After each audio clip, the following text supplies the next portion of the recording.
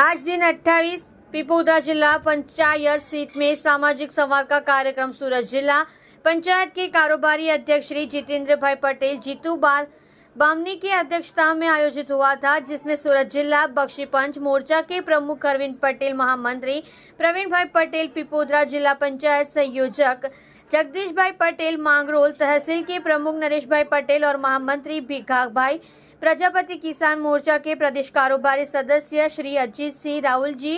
ग्राम पंचायत के सरपंच दिनेश भाई आहिर, सूरत जिला युवा मोर्चा के